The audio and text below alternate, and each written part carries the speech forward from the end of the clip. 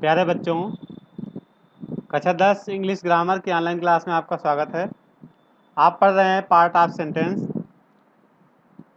और इसमें आप प्रेडिकेट के बारे में पढ़ रहे हैं और प्रेडिकेट के बारे में सारे नियम बताए जा चुके हैं। इसमें से एक्सरसाइज हमने दी थी 7 आपको करने के लिए। काफ़ी बच्चों ने गलत किया है, तो इस एक्सरसाइज को हम बताने जा रहे हैं आपको हल करके कैसे किया जाएगा। आइए देखते हैं। पहला सेंटेंस है आवर फ्रेंड स्पेस। प्रेडिकेट भरना है। प्रेडिकेट दिया गया है decided by bus to go in the evening. चलिए आइए देखते हैं। इसमें जो आवर फ्रेंड हमारे दोस्त ने डिसाइडेड माना होता निश्चय किया। अब इसके बाद जाने का टू गो, जाने का निश्चय किया। कैसे? बाय बस के द्वारा। इन द इवनिंग, शाम को। इस तरह से हो जाएगा। तो ये आपका बन जाएगा जो सेंटेंस पूरा, our friend decided to go by bus in the evening.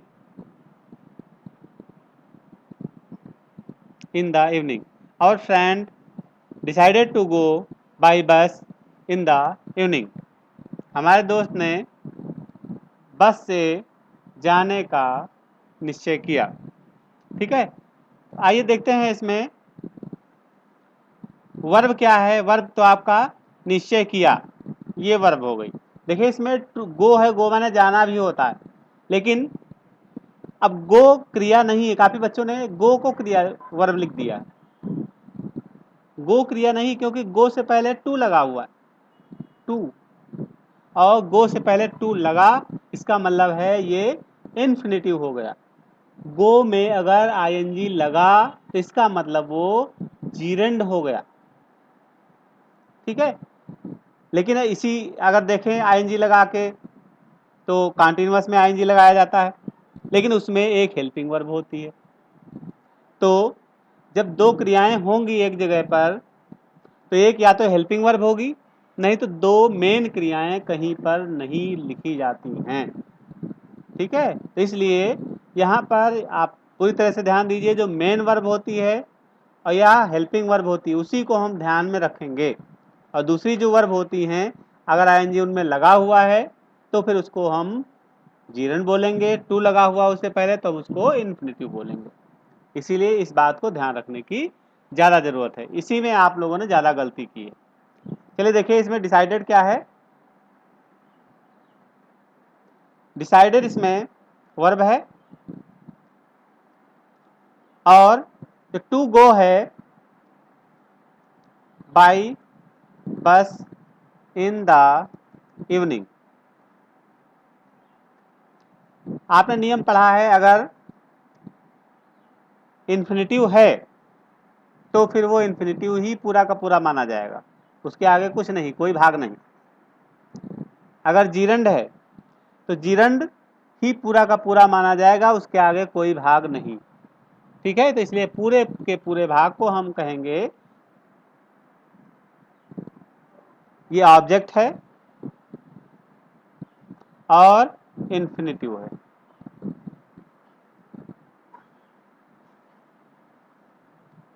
Infinitive object infinitive, पूरा का पूरा भाग ऑब्जेक्ट इन्फिनिटिव हो गया। दूसरा सेंटेंस देखते हैं। The servant food for cooks us. इसमें से छांट के लिखना है। अब देखिए सबसे पहले हिंदी देखते हैं। द सर्वेंट माने नौकर, फूड माने भोजन, फार माने के लिए, कुक्स माने पकाता है, अस माने हम या हमको। ठीक है, तो यहाँ पे बन जाएगा नौकर हमारे लिए, फार अस, ये फारस लगाते हैं हमारे लिए, और कुक्स माने पकाता है। तो कुक्स यानी पकाना क्रिया हो गई। फूड मीन्स होता है भोजन, ये एक नाउन है। ठीक है, तो आइए देखते हैं इसमें। सबसे पहले वर्ब लिखेंगे कुक्स, सॉरी पहले लिखेंगे पूरा का पूरा सेंटेंस कंप्लीट करके। The servant कुक्स food for us, ये सेंटेंस बन गया। ठीक है, the servant कुक्स food for us. इसमें से जो कुक्स फूड फॉर अस है पूरा प्रेडिकेट हाई है, और इसमें कुक्स जो है ये हमारा वर्ब है, और जो फूड है food for us, food for us ये ऑब्जेक्ट है। और ऑब्जेक्ट है, इसमें दो ऑब्जेक्ट हैं। देखिए पहला है फूड और दूसरा है फॉर अस। अब जो लिविंग थिंग्स होती हैं वो इनडायरेक्ट ऑब्जेक्ट होती हैं, और जो लिविंग थिंग्स होती हैं वो इनडायरेक्ट ऑब्जेक्ट, और जो नॉन लिविंग थिंग्स होती हैं वो डायरेक्ट ऑब्जेक्ट होती हैं। तो इसमें जो फूड है ये आपका डायरेक्ट ऑब्जेक्ट है।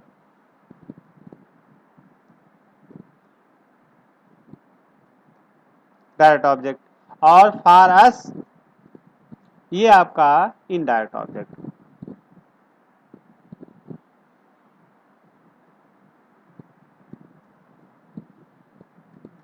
ये बन गया, देखिए दो ऑब्जेक्ट इसमें बन गए। इसके बाद अगला सेंटेंस है the teacher his work got at angry. देखिए इसके पूरे की हिंदी देखते हैं। द टीचर माने अध्यापक, हिज माने उसको या उसका उसकी उसके, वर्क मीन्स काम, ठीक है, और गॉट, गॉट माने पाना होता है, एंग्री, एंग्री माने नाराज। तो ये दो शब्द मिल करके गॉट एंग्री या गेट एंग्री, नाराज होना बोला जाता है। एंग्री माने नाराज, है ना। और ये एंग्री जो है आपका ये विशेषण है, विशेषता बतलाता है। और गॉट एंग्री जब लगाते हैं पूरे का पूरे दोनों को मिला करके तब जाके वर्ब बनता है। ठीक है, तो गेट एंग्री नाराज होना, गॉट एंग्री नाराज हुआ, है ना, या नाराज हुए। और इसके बाद लिखा हुआ है एट हिज वर्क हो जाएगा, उसके काम पर। एट माने पर होता है, उसके काम पर नाराज हुए, हुए या हो गए। तो अध्यापक या अध्यापक जी या टीचर जी या शिक्षक जी उसके काम पर नाराज हो गए। तो अब हम यहाँ पर लिखेंगे प्रेडिकेट, पूरा सेंटेंस पूरा कंप्लीट करके। The teacher got angry, the teacher got angry at his work,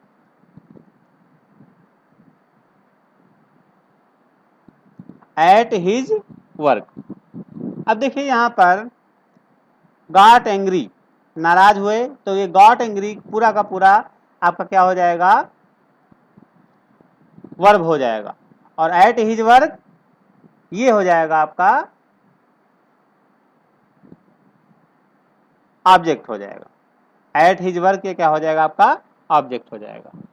तो आइए देखते हैं गॉट एंग्री, गॉट एंग्री ये आपका वर्ब है। ठीक है, इसके बाद एट हिज वर्क ये आपका ऑब्जेक्ट है। देखिए जब दो ऑब्जेक्ट होंगे तभी उसमें से डायरेक्ट और इनडायरेक्ट ऑब्जेक्ट निकलेंगे। ठीक है, अन्यथा जो है अगर एक ही ऑब्जेक्ट है तो हम उसको सीधे सीधे ऑब्जेक्ट ही लिखेंगे और कुछ नहीं लिखेंगे। चलिए आइए देखते हैं अगला। अगला सेंटेंस है Rana Pratap very loved freedom much. Rana Pratap loved माने प्रेम करते थे, वेरी माने बहुत, मच माने अधिक, और फ्रीडम माने स्वतंत्रता। तो राणा प्रताप स्वतंत्रता से अधिक प्रेम करते थे, आजादी से अधिक प्रेम करते थे। तो यहाँ पर प्रेम करना, देखिए यहाँ पे लव्ड प्रेम करते थे, तो ये एक वर्ब हो गई। अब इसके बाद आता है आपका फ्रीडम। किससे करते थे? फ्रीडम। फ्रीडम हो गई, ऑब्जेक्ट हो गया। इसके बाद वेरी मच, बहुत अधिक। तो बहुत अधिक प्रेम करते थे, तो ये आपका सीधे सीधे चला जाएगा। तो आइए देखते हैं, करते हैं, कंप्लीट करते हैं सेंटेंस को। Rana Pratap loved, Rana Pratap loved freedom very much. Rana Pratap loved freedom very much. Rana Pratap जो है प्रेम करते थे, स्वतंत्रता से प्रेम करते थे, यानी आजादी से प्रेम करते थे। यह आजादी उनको पसंद थी। तो आइए देखते हैं, इसमें लव्ड आपका वर्ब हो गया। लव्ड ये आपका वर्ब हो गया। फ्रीडम ऑब्जेक्ट हो गया।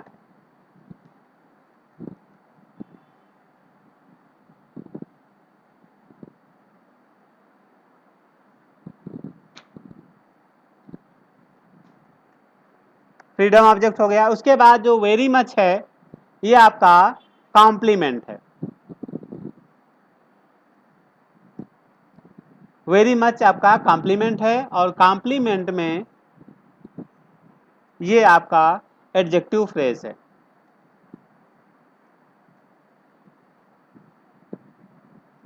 एडजेक्टिव फ्रेज, कॉम्प्लीमेंट में एडजेक्टिव फ्रेज है। देखिए आपको पता है कि 3 तरह से होता है।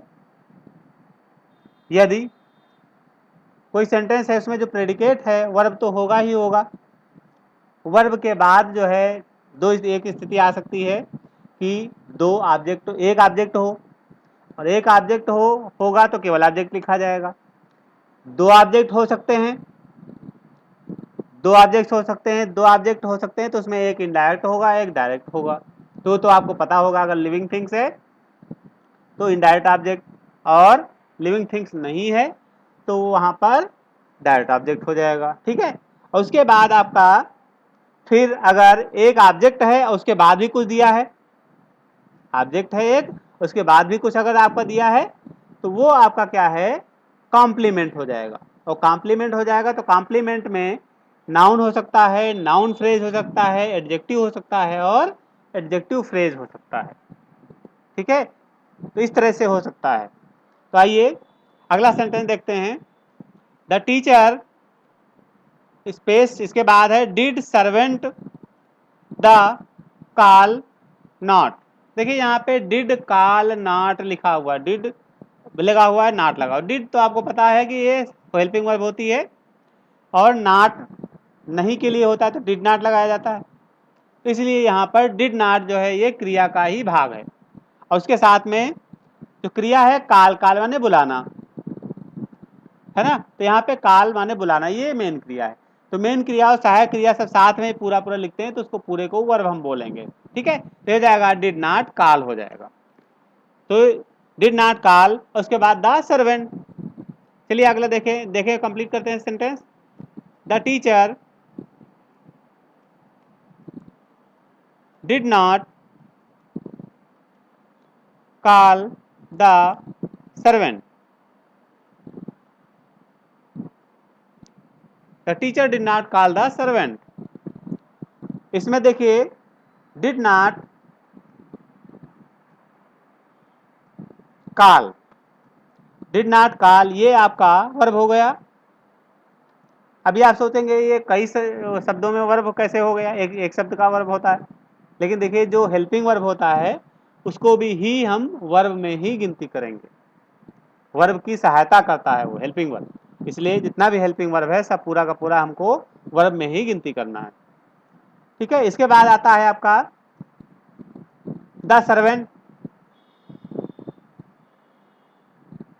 है ना। द सर्वेंट जो है आपका ऑब्जेक्ट हो गया। इसमें केवल एक ही ऑब्जेक्ट है, और ऑब्जेक्ट के बाद कुछ है भी नहीं। ठीक है, तो इस तरह से इस सेंटेंस में आपने देखा एक वर्ब है और एक ऑब्जेक्ट है। अगला सेंटेंस है हिज सिस्टर और आ रीड्स बुक। हिज सिस्टर आ रीड्स बुक। चलिए देखिए इसकी हिंदी क्या हो जाएगी। हिज माने उसकी, सिस्टर माने बहन, आ माने एक, ठीक है। रीड्स माने पढ़ती है या पढ़ना होता है, रीड माने पढ़ना, रीड्स माने पढ़ती है प्रेजेंट इंडेफिनिट टेंस में। बुक किताब, तो यहाँ पे ए लगा है, ए बुक से पहले चला जाएगा, एक बुक, एक किताब पढ़ती है, रीड्स पढ़ती है, तो क्रिया पहले लिखते हैं और कर्म उसके बाद में लिखते हैं। चलिए लिखेंगे हिज सिस्टर रीड्स आ बुक, बिल्कुल सिंपल, हिज सिस्टर रीड्स आ बुक। इसमें वर्ब क्या है, रीड्स, ये आपकी वर्ब हो गई, और आ बुक ये आपका ऑब्जेक्ट हो गया।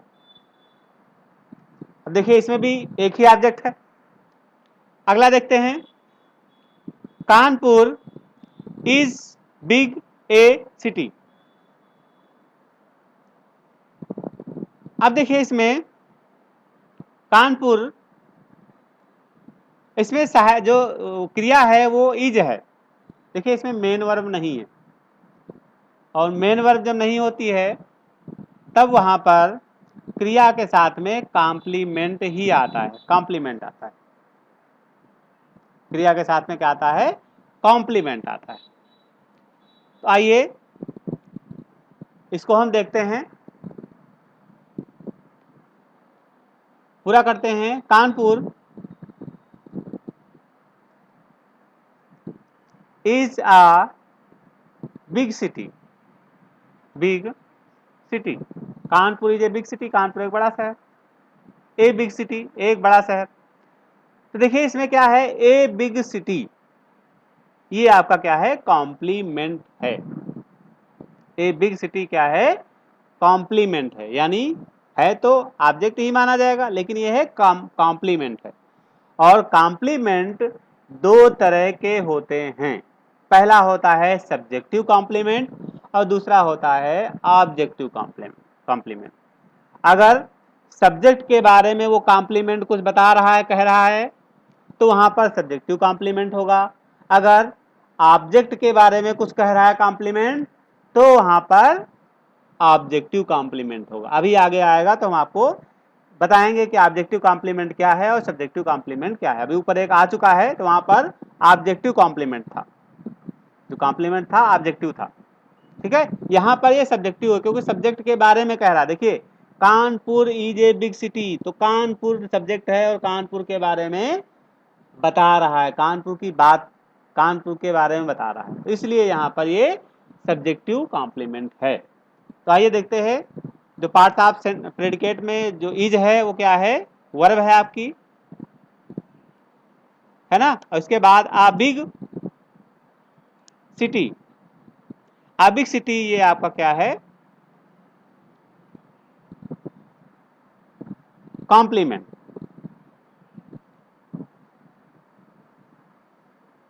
कॉम्प्लीमेंट है, कॉम्प्लीमेंट के साथ आपको पता है बिग, बिग तो ये एडजेक्टिव है और सिटी जो है नाउन है, यहाँ पे इसको नाउन ही, नाउन की संज्ञा दे देते हैं। अगर केवल एडजेक्टिव है तो वहां पे एडजेक्टिव लिखेंगे, अगर नाउन के साथ में है तो फिर हम नाउन ही लिखेंगे यहाँ पे, ठीक है, नाउन लिख देंगे, नाउन या नाउन फ्रेज। आइए अगला देखते हैं, अगला सेंटेंस है, Gandhi ji was leader uh great. ठीक है, गांधी जी, वाज माने थे या था, लीडर मीन्स नेता, आ माने एक, ग्रेट माने महान, एक महान नेता, एक अ ग्रेट और लीडर, अ ग्रेट लीडर, यानी यहां पर भी अ ग्रेट जो है ये एडजेक्टिव है, लीडर नाउन है, अ ग्रेट लीडर हो जाएगा, एक महान नेता, अ ग्रेट लीडर।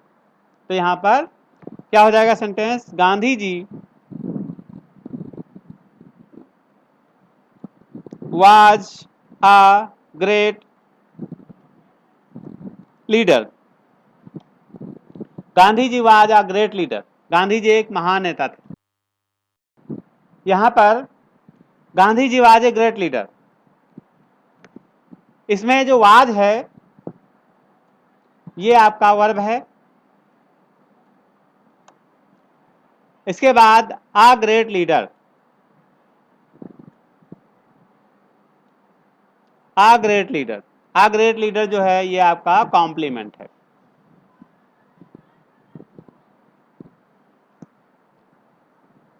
आ ग्रेट लीडर ये कॉम्प्लीमेंट है।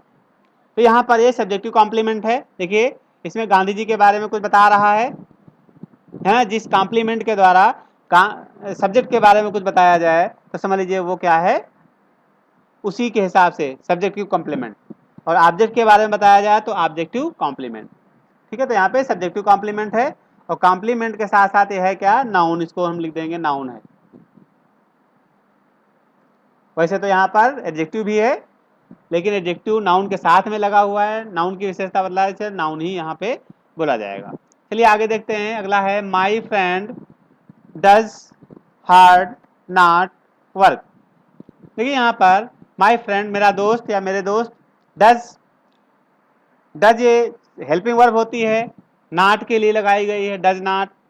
वर्क माने काम करना। देखिए वर्क माने काम भी होता है, ये नाउन भी हो सकता है, और वर्क माने काम करना भी होता है, यानी वर्ब भी हो सकती है। तो दोनों तरह से हो सकते हैं, इसलिए आपको पहचानने की जरूरत है कि कहाँ पर नाउन के लिए यूज हुआ है, कहाँ पर वर्ब के लिए यूज हुआ है। अगर पहले से ही कोई वर्ब दी गई है तो वहां पर आपको जो वर्क होगा वो नाउन के लिए यूज होगा, और अगर कोई दूसरी वर्ब नहीं दी है तो वहां पर फिर आपका नाउन यानी वर्ब के लिए वर्क यूज होगा। तो वर्क माने दोनों चीजें होती हैं, काम करना भी होता है और काम भी होता है। तो आइए देखते हैं इसको, क्या सेंटेंस बन जाएगा कि माई फ्रेंड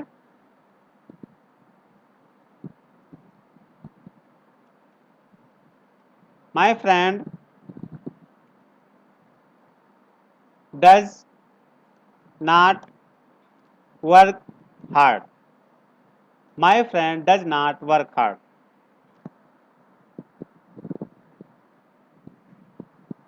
अब यहां पर देखिए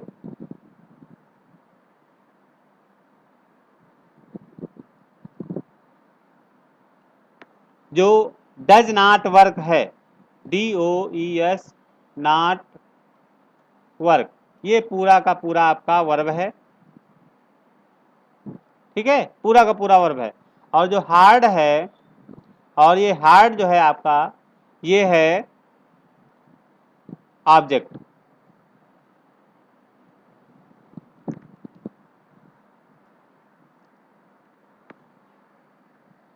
ये आपका हार्ड जो है ये आपका कॉम्प्लीमेंट है, सब्जेक्ट नहीं है, कॉम्प्लीमेंट है। कॉम्प्लीमेंट है क्योंकि ये इसकी जो है विशेषता बतला रहा है, हार्ड, कठिन, है ना। तो क्रिया की विशेषता बतला रहा है, इसलिए ये कॉम्प्लीमेंट है, कॉम्प्लीमेंट है। और यहां पर ये एडजेक्टिव हो जाएगा, एडजेक्टिव। कॉम्प्लीमेंट है, एडजेक्टिव है। कॉम्प्लीमेंट में क्या हो सकता है, एडजेक्टिव हो सकता है, नाउन हो सकता है, एडजेक्टिव फ्रेज हो सकता है, नाउन फ्रेज हो सकता है, एडवर्बियल्स भी हो सकते हैं। अगला देखते हैं कि सेंटेंस है आई, इसके बाद फाउंड एस्लीप माई चिल्ड्रन। इसके बाद देखिए I found asleep my children, यहां पर जो मैंने, फाउंड माने पाया, एस्लीप माने सोते हुए, माई मेरे, चिल्ड्रन माने बच्चे। तो मैंने अपने बच्चों को, माई माने अपना भी, अपना अपनी भी होता है, माई माने मेरा भी होता है, मेरा मेरी मेरे, है ना। तो मैंने अपने बच्चों को सोता हुआ पाया। तो आइए यहां पर देखते हैं क्या बन जाएगा सेंटेंस पूरा, I found my children, I found my children asleep, I found my children asleep. इसमें देखिए फाउंड जो है आपका पाया, ये मेन क्रिया है, सोता हुआ नहीं, एस्लीप कभी कदापि नहीं, है ना, क्योंकि ये आपका एस्लीप जो है ये आपका ऑब्जेक्ट में चला जाएगा। ठीक है, तो यहां पर क्या हो जाएगा, फाउंड, ये आपका वर्ब है। और चिल्ड्रन, ठीक है, और ये आपका चूंकि ये क्या है, in indirect object.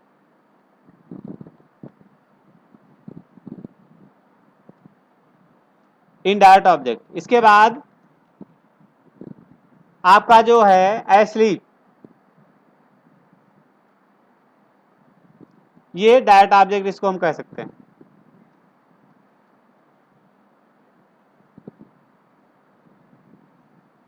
Direct object, ठीक है। तो ये इनडायरेक्ट ऑब्जेक्ट और डायरेक्ट ऑब्जेक्ट, देखिए दो दो ऑब्जेक्ट यहां पर प्राप्त हो गए, डायरेक्ट ऑब्जेक्ट और इनडायरेक्ट ऑब्जेक्ट। अगला देखते हैं। और अगर हम देखें आई स्लीप माने सोते हुए है, तो वैसे आईएनजी इसमें नहीं लगा है, लेकिन फिर भी ये जीरंड के रूप में इसको हम कह सकते हैं, जीरंड भी इसको कह सकते हैं, ठीक है। लेकिन आप जीरंड ना कहिए, चूंकि आईएनजी नहीं लगा हुआ, आईएनजी लगा होता तभी जीरंड बोला जाता है ना। तो यहाँ पे हम इसको ऑब्जेक्ट बोलेंगे और ये डायरेक्ट ऑब्जेक्ट है। अगला देखते हैं, his mother not does him beat. देखिए उसकी माँ, बीट माने पीटना होता है, और यहाँ पे डज भी लगा हुआ है, नॉट भी लगा हुआ, तो डज नॉट साथ में रखते हैं, हिम माने उसको, है ना। तो आइए देखते हैं क्या हो जाएगा। His mother does not beat him. His mother does not beat him, उसकी माता ने उसे नहीं पीटा, नहीं मारती है, उसकी माता जी उसे नहीं मारती है या पीटती है। तो डज नॉट बीट, बीट ये पूरा का पूरा बीट, ये पूरा का पूरा वर्ब हो गया आपका। और हिम जो है वो आपका उन उसको, है ना, उसको, तो हिम आपका ऑब्जेक्ट है, ऑब्जेक्ट। देखिए यहाँ पर एक ही ऑब्जेक्ट है, दो ऑब्जेक्ट नहीं है, इसलिए सिर्फ ऑब्जेक्ट लिखेंगे। वैसे तो इनडायरेक्ट ऑब्जेक्ट है हिम। द मैन, अगला सेंटेंस है, the man help all friends promise to my, ठीक है। मैन माने आदमी ने। अब यहाँ पे लिखा है हेल्प माने, हेल्प माने भी जो है सहायता करना होता है। प्रॉमिस्ड माने सहायता किया, सॉरी वादा किया, ईडी लगा हुआ है पास्ट टेंस में, तो शायद वादा किया। तो अब जैसे कि हम देखते हैं, तो वादा किया जो सेकंड फॉर्म में अगर है तो वही मेन वर्ब होगा। क्योंकि ये अगर फर्स्ट पर्सन में है तो इसके पहले हम टू भी लगा सकते हैं, टू बना के इन्फिनिटिव कह सकते हैं। इसके आगे टू लगा के इन्फिनिटिव प्रॉमिस्ड के आगे नहीं लगा सकते, इसलिए टू लगाएंगे हेल्प से पहले। तो प्रॉमिस्ड टू हेल्प, उसके बाद आल, उसके बाद माई फ्रेंड्स। तो लिखेंगे क्या कंप्लीट हो जाएगा, the man promised to help all my friends, all my friends. The man promised to help all my friends. तो यहाँ पे जो प्रॉमिस्ड है ये आपका वर्ब है, ठीक है। और उसके बाद आप to help all my friends,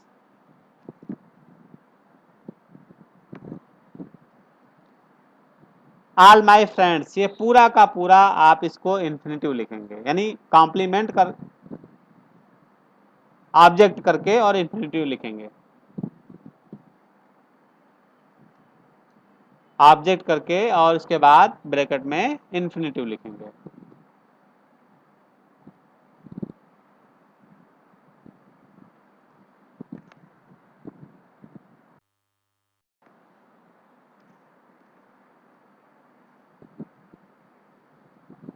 ये हो गया, आज ऑब्जेक्ट के बाद इन्फिनिटिव लिख देंगे, ठीक है। तो इसमें देखिए आपका ऑब्जेक्ट है, और ये ऑब्जेक्ट जो है पूरा का पूरा ये इन्फिनिटिव भी है, ठीक है।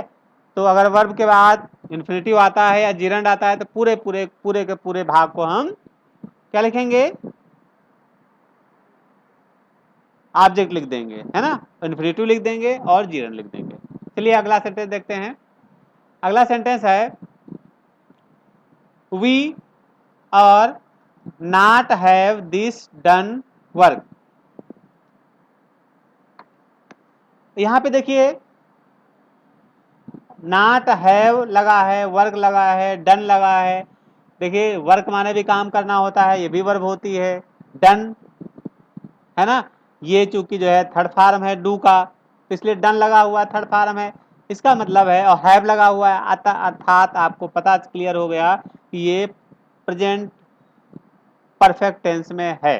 ठीक है, हैव लगा है क्रिया की थर्ड फॉर्म, तो प्रेजेंट परफेक्ट टेंस में है, इसलिए जो डन हो जाएगा हैव नॉट डन, है ना, ये पूरा का पूरा आपका वर्ब हो जाएगा। और इसके बाद वर्क है, दिस है, तो दिस वर्क हो जाएगा, ये काम है ना, इस काम को।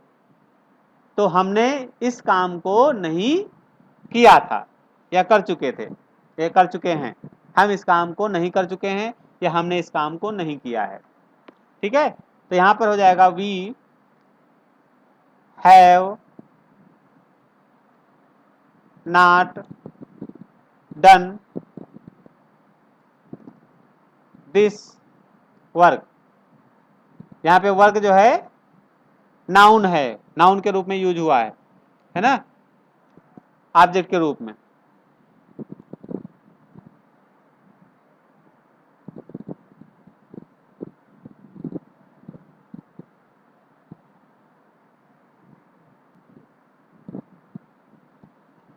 तो ये इसमें जो have not done, not done, ये आपका वर्ब है, हैव नॉट डन आपका वर्ब है, और दिस वर्क ये आपका ऑब्जेक्ट है, दिस वर्क ये आपका ऑब्जेक्ट है, ऑब्जेक्ट है। और इसको हम कॉम्प्लीमेंट भी कह सकते हैं एक तरह से, क्योंकि यहाँ पे अगर हम दिस वर्क को हटा दें तो पूरा का पूरा सेंटेंस नहीं बनेगा। I have not done this work, done, I have not done, हमने नहीं किया। अब जब तक ये नहीं बताओगे कि क्या नहीं किया, तब तक ये सब्जेक्ट सेंटेंस पूरा नहीं होगा। इसलिए इसको हम अगर देखें तो ये कॉम्प्लीमेंट हम इसको कह सकते हैं। क्या हो सकता है, कॉम्प्लीमेंट, कॉम्प्लीमेंट हो सकता है। ठीक है, और कॉम्प्लीमेंट में आपका ये वर्क है, नाउन लिख सकते हैं इसको। अगला देखते हैं, अगला सेंटेंस है आई और उसके बाद बेल द रैंग। ठीक है, यहाँ पे देखिए आई माने मैं, बेल माने घंटी, द माने आर्टिकल है लगेगा, बेल से पहले द बेल हो जाएगा, रैंग यानी बजाया, रिंग, रैंग, रंग होता है, तो सेकंड फॉर्म है, तो ये पास्ट इंडेफिनिट टेंस में है। तो आई रैंग मैंने बजाया। ठीक है, क्या बजाया, द बेल, घंटी, आई रैंग द बेल। तो इसमें देखिए जो बजाना है रैंग, ये आपका वर्ब हो गया,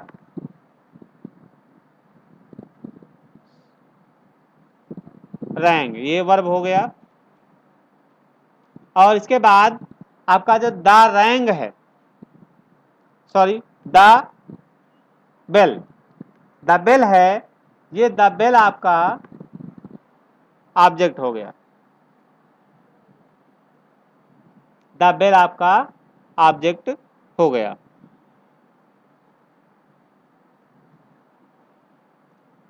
इस तरह से ये आपके एक्सरसाइज 7 कंप्लीट हो गई। और इस एक्सरसाइज को एक बार और देख करके और समझ लीजिए कायदे से, और फिर से दोबारा पुनः हल करने की कोशिश करिए। एक चीज़ हम यहाँ पर अब आपको और बता दें कि जो ऑब्जेक्ट होता है, ऑब्जेक्ट तभी वहाँ पर होता है जब हम वहाँ पे प्रश्न करेंगे कि क्या, क्या प्रश्न करेंगे, क्या से, यानी क्या को लगा करके और वर्ब से प्रश्न, वर्ब को लगा करके प्रश्न करेंगे। जैसे यहाँ पे लिखा हुआ है रैंग द बेल, यानी रैंग माने बजाया, तो क्या बजाया, द बेल, तो जो उत्तर में मिलेगा तो वो ऑब्जेक्ट होगा। इसके बाद दूसरा होता है किसको, टू हुम, टू हुम किसको, तो किसको लगा करके अगर कोई प्रश्न पूछेगा तब वहां पर भी जो है उसका उत्तर आएगा जो वो उत्तर भी जो है ऑब्जेक्ट कहलाएगा। यानी किसको और किससे, क्या, किसको और किससे, ये दोनों का, तीनों का, क्या, किसको और किससे, तीनों का प्रश्न करने से जो आंसर आएगा उसमें सेंटेंस में, वही जो है ऑब्जेक्ट होता है। इसके अलावा जो कुछ भी होगा वो सब आपका कॉम्प्लीमेंट होगा। इस चीज को आप जरूर ध्यान में रखिए। अगली जो एक्सरसाइज होगी उसमें हम थोड़ा सा और क्लियर करने की कोशिश करेंगे कि जो है कॉम्प्लीमेंट और ऑब्जेक्ट में क्या अंतर है, कैसे हम ऑब्जेक्ट और कॉम्प्लीमेंट को अलग अलग पहचानेंगे। तो जो ये एक्सरसाइज है, ये जो हल दिया है इसको ध्यान से देखना है, ध्यान से समझिए, और जो आगे एक्सरसाइज दी गई इसको करने की कोशिश करिए, नहीं करिए, करिए ही, करने की कोशिश नहीं करिए, और करके जो है व्हाट्सएप पर भेजिए इसको, और फिर हम देखेंगे कि आपने गलत किया है सही किया है। ठीक है, तो बस इतना ही आज के लिए। Thank you.